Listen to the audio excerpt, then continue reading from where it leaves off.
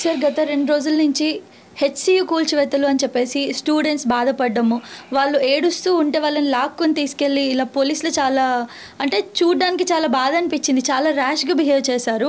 కొన్ని వీడియోస్ మనం సోషల్ మీడియాలో చూస్తున్నాం, బాగా వైరల్ అవుతున్నాయి. ఏం జరుగుతుంది అసలు? హెచ్సియు అంటున్నారు కానీ చాలామందికి హెచ్సియు అంటే హైదరాబాద్ సెంట్రల్ యూనివర్సిటీ.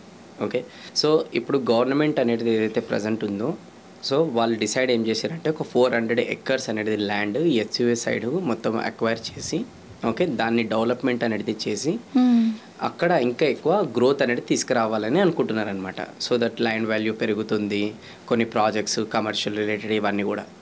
కాకపోతే ఇక్కడ ఏమైపోయిందంటే గవర్నమెంట్ పర్పస్ బాగానే ఉంది కానీ ఎంచుకున్న ప్లేస్ కరెక్ట్ కాదనమాట.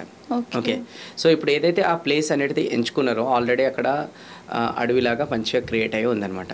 ఓకే, ఎప్పటి నుంచో ఎన్ని సంవత్సరాల నుంచి ఉంది. సో ఇప్పుడు ఆ అడవిలాగా ఏదైతే క్రియేట్ అయ్యి ఉందో అక్కడ చాలా జంతువులు అనేవి ఉన్నాయన్నమాట. ఓకే, సో ఆ ఎనిమల్స్ ఏవైతే ఉన్నాయో ఇప్పుడు ఈ అడవిని అనేది మొత్తం చెట్లను అనేది నరికేసేసి లక్షల చెట్లు, ఓకే, అండ్ కొన్ని వేల లక్షల జంతువులు అనమాట. సో ఆ నరికేసినప్పుడు ఆ జంతువులు ఏవైతే ఉన్నాయో పికాక్ ఇలాంటివన్నీ కూడా అవి ఏడవడం స్టార్ట్ చేసినాయి. ఎందుకనంటే మా ఇల్లుని అనేది మీరు లాగేసుకుంటున్నారు, మా ఇల్లుని కూల్ చేస్తున్నారు అని చెప్పేసి అవి ఏడవడం స్టార్ట్ చేసినాయి. ఎందుకంటే కొన్ని సంవత్సరాల నుంచి అవి ఉంటేనే. ఇప్పుడు హైడ్రా అనేది ఒకటి కాన్సెప్ట్ బాగుంటే తీసుకొచ్చారు. ఏంటి అని అంటే ఈ నదులు కాలువలు అనేది ఏవైతే ఉంటాయో బాగుంటుంది, సిటీ బాగుంటుంది. ఎందుకంటే దాంట్లో పైన ఇల్లులు కట్టేసినారు కాబట్టి వర్షం వచ్చినప్పుడు ప్రాబ్లం అవుతుందని. మరి ఇప్పుడు ఈ చెట్లు అనేది ఎక్కువ నరకడం వల్ల అది కూడా సిటీలో ఉన్నది. తర్వాత ఎన్విరాన్మెంటల్ రిలేటెడ్ కూడా చాలా ప్రాబ్లం వస్తుంది. మరి అది చిన్న లాజిక్ ఎక్కడ మర్చిపోయారని నాకు అర్థం కాదు. First thing. ఓకే, రెండోది గవర్నమెంట్ ఏదైనా ఆలోచించి చేస్తుందని మనం అందరం కూడా అనుకుంటాం. ఇప్పుడు ఇక్కడ ఏదైతే అడవి ఉందో ఫస్ట్ ఆఫ్ ఆల్ అడవిలో కొంతమంది మనుషులు ఇస్ నథింగ్ బట్ నా దృష్టిలో ఆ జంతువులు నేను భావిస్తున్నాను. సో ఇప్పుడు వాళ్ళ ఇల్లు అనేది మనం లాగేసుకుంటున్నాం. హైడ్రాలో అదే మిస్టేక్. హైడ్రాలో మనుషులది ఏదైతే ఇల్లులు అనేది ఏవైతే ఉన్నాయి పేదవాళ్ళది కూలగొట్టేసేసారు. మనుషులు ఫుల్ ఏడ్చిరు, ఆ శాపాలు అనేది పెట్టిరు, మస్తు ఆకినాయి అవి. ఇప్పుడు ఈ జంతువులు అనేది ఏవైతే ఉన్నాయి కదా వాళ్ళ ఇల్లులు ఏవైతే ఉన్నాయి చెట్లు ఇవన్నీ కూలగొట్టేస్తారు. అవి కూడా శాపాలు పెడతాయి రేపటి రోజున. మనుషులు శాపాలు పెట్టి కోలుకోవడానికి ఈరోజు టైం పడుతుంటే జంతువులు ఏదైతే శాపాలు పెడుతున్నారో కోలుకోవడానికి కొన్ని జన్మలు ఎత్తాలి. ఎందుకంటే ఆ శాపాలు మామూలుగా ఉండవు. ఎందుకంటే ఈరోజు ఒక కమర్షియల్ మెంటాలిటీ లేకుండా ఏదైతే మనసులో ఏదైతే ఉందో మైండ్లో ఏదైతే ఉందో అట్లా అందరినీ ఒకటేలాగా ట్రీట్ చేసేది ఏదైతే ఉందంటే జంతువులే. ఎందుకంటే వాళ్ళ లోపల ఇవన్నీ ఉండవు అనమాట. సో అట్లాంటిది ఈరోజు మనం అలా చేస్తున్నాం. నేషనల్ బర్డ్ ఈరోజు పికాక్, ఆ పికాక్ని ఈరోజు మనం ఎంత అవమానిస్తున్నాం.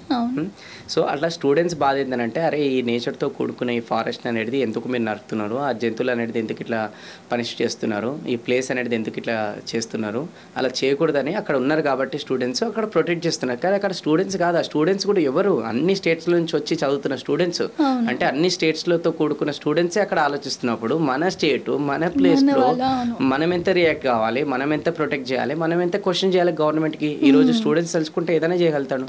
ఓకే, అదే స్టూడెంట్స్ ప్లస్ ఇంకా మన అందరం కామన్ పీపుల్ అందరూ కలిసి గవర్నమెంట్ క్వశ్చన్ చేస్తే గవర్నమెంట్ కూడా ఏదైతే ఉందో డెవలప్మెంట్ చేయొద్దని మేము అంటే డెవలప్మెంట్ చేయాలి. ఎందుకంటే మీరు గ్రేట్ పీపుల్, మీరు చేస్తారు కూడా. మేమేం చెప్తున్నామనంటే ఇన్స్టెడ్ ఆఫ్ ఆ 400 acres ఏదైతే ప్లేస్ ఉందో అది కాకుండా ఇంకా భూమి చాలా ఉంది కాబట్టి ఇంకేదైనా ప్లేస్లో మీరు అదే డెవలప్మెంట్ చేస్తే బాగుంటుంది.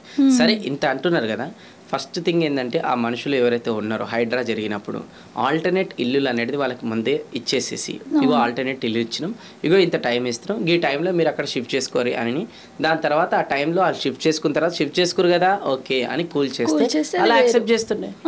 అట్లనే ఈ జంతువులకు కూడా ఇగో మీకు ఆల్టర్నేట్ అనేది మీకు ఇంకొక అడవి ఇస్తున్నాం, ఈ అడవిలో పోయి ఇక్కడ మీ అందరినీ షిఫ్ట్ చేస్తాం, మీకు ఇంకా అక్కడ మంచి ఫెసిలిటీస్ ఇస్తాం, ఫుడ్ ఇడ్డు ఇక్కడైతే మీరే వెతుకుంటారు, మేమే ఇస్తాం ఫుడ్ ఇడ్డు అని అక్కడ చేస్తే బాగుంటుంది.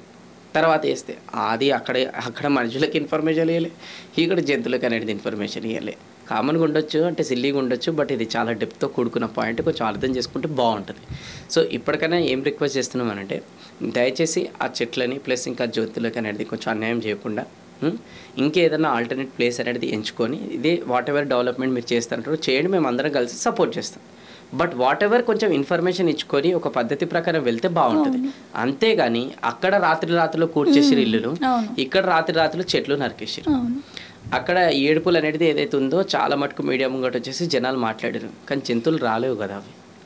అందుకోసం అవి చెట్లు ఎట్లయితే నరుకుంటూ పోయారు, కొన్ని ఆ చెట్లు నరుకునే ప్రాసెస్లో చచ్చిపోయినాయి. ఇంకా కొన్ని వచ్చేసి ఏంటంటే ఇక చెప్పుకోరాక ఇంకెక్కడికో వెళ్ళిపోయినాయి అవి. ఓకే, ఇంకొక కొన్ని అక్కడనే ఇప్పుడు కూడా ఉండి బాధపడుతున్నాయి. ఎందుకంటే వాటికి మాటలు రావు, వాటికి సోషల్ మీడియా లేదు వీడియోలు చేయడానికి, ఇట్లా అన్నీ అవేర్నెస్ చేయడానికి. అందుకోసం సాటి మనుషులు మనం జంతువులను అర్థం చేసుకొని కొంచెం గవర్నమెంట్కి ఇంకెక్కువ స్ట్రాంగ్గా వాయిస్ రేస్ చేస్తే గవర్నమెంట్ దీనిపైన ఏదైనా యాక్షన్ తీసుకుంటుందని నమ్మకం అయితే నాకుంది. సో యాక్చువల్గా జరిగింది ఇది. దీనికి ఆల్టర్నేట్ సొల్యూషన్ అనేది ఇమీడియట్గా ఆలోచిస్తే చాలా బాగుంటుంది. అంతేగాని రాత్రి ఇట్లా అన్నీ అన్యాయం చేయడం అనేది కరెక్ట్ కాదు.